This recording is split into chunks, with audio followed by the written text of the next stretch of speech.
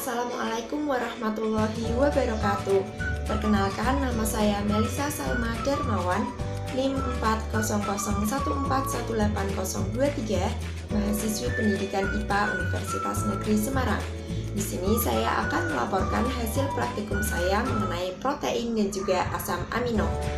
Nah, praktikum kali ini itu berbeda dari sebelumnya karena dilakukan secara praktikum yang pertama yaitu melalui virtual lab, dan praktikum yang kedua yaitu menonton video. Nah, tujuan dari kedua praktikum tersebut adalah yang pertama, melakukan uji bioret terhadap bahan makanan untuk membuktikan adanya ikatan peptida melalui lab virtual. Yang kedua, menganalisis kandungan asam amino bergugus aromatik atau benzen melalui uji xanthoproteat pada tayangan video. Nah, untuk alat dan bahan yang perlu disiapkan dari uji bioret pada lab virtual yaitu yang pertama ada 5 tabung reaksi, 1 buah pipet tetes, kemudian NaOH dan juga CuSO4 sebagai reagen, telur, susu sapi, ikan, daging sapi, beras tumbuk, kacang tanah, beras giling, gandum utuh, jagung, kacang kedelai, dan juga biji-bijian. Nah, untuk uji xanthoprotein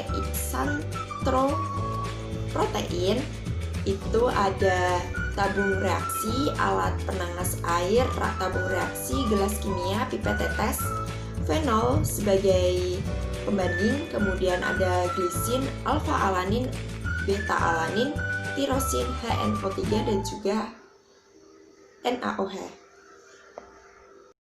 Nah, untuk cara kerjanya, untuk praktikum yang uji bioret pada lab virtual, yang pertama yaitu menggunakan lab virtual. Nah, nanti linknya saya berikan pada deskripsi video.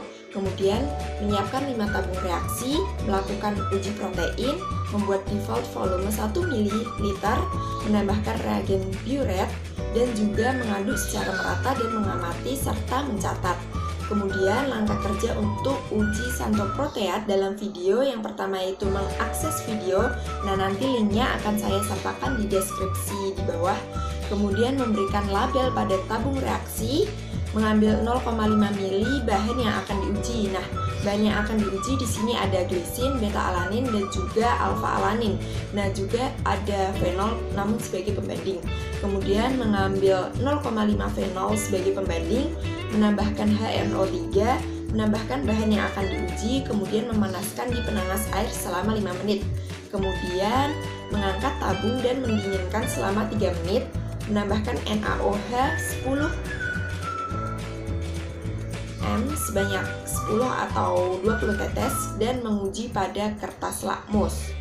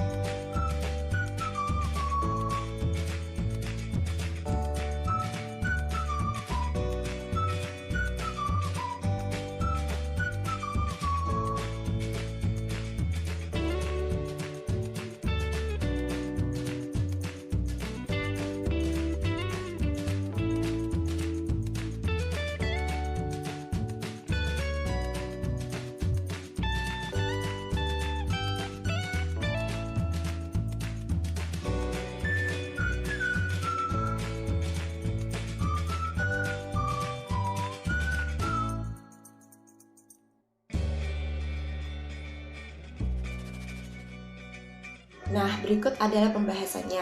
Setelah kita melakukan praktikum bersama-sama tadi dengan melalui lab virtual dan juga menonton video, yang pertama yaitu mengenai praktikum uji bioret terhadap bahan makanan, itu bertujuan untuk membuktikan adanya ikatan peptida melalui lab virtual.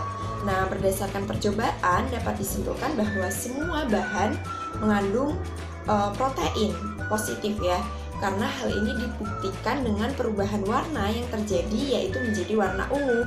Namun pada sampel telur dan juga susu sapi, warna ungunya itu terlihat lebih pekat. Dapat dilihat ya tadi di sebelumnya. Nah, itu dimana warna ungu itu muncul juga sebagai akibat dari kandungan asam amino yang terdapat pada sampel. Dan semakin panjang atau banyak asam amino yang terikat pada ikatan peptida. Nah, praktikum yang kedua yaitu mengenai praktikum uji santoproteat. Nah, itu kan untuk menganalisis kandungan asam amino bergugus aromatik atau benzen. Nah, sampel itu menunjukkan hasil positif pada asam amino yang mengandung cincin benzen atau cincin aromatis, yaitu pada hal ini yaitu munculnya warna oranye ya. Nah, itu terjadi pada fenol yang mulainya larutan itu yang sebagai pembanding, dan juga pada tirosin. Kemudian sampel yang negatif atau tidak mengandung cincin benzen atau cincin aromatis adalah alfa-alanin, beta-alanin, dan juga glisin. Jadi apabila terdapat cincin benzen setelah ditambahkan NaOH berlebih, maka akan memberikan warna oranye. Nah, pada hal ini sampelnya yaitu fenol dan juga tirosin. Nah, untuk tambahan, untuk pembahasan praktikum yang pertama yaitu mengenai uji bioret pada telur dan juga daging sapi memiliki rumus bangun yang lebih kompleks dan mengikat 2 atau lebih asam amino esensial sehingga terbentuk ikatan peptida. Akan tetapi ketiga larutan tersebut memiliki kepekatan warna yang berbeda-beda. Jadi semakin pekat warna ungunya, maka semakin tinggi kadar polipeptidanya.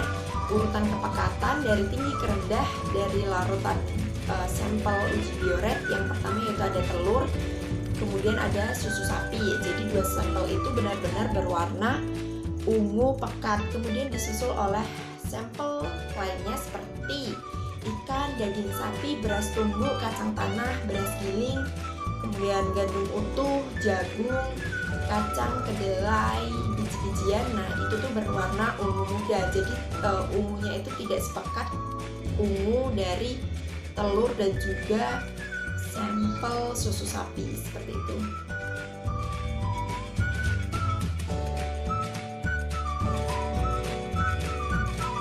Saran yang dapat diambil dari praktikum ini yaitu yang pertama, praktikum sebaiknya lebih teliti dalam mengamati video praktikum agar tidak terjadi kesalahan, terutama dalam melihat video sih, karena kita harus benar-benar jeli dalam perubahan warnanya.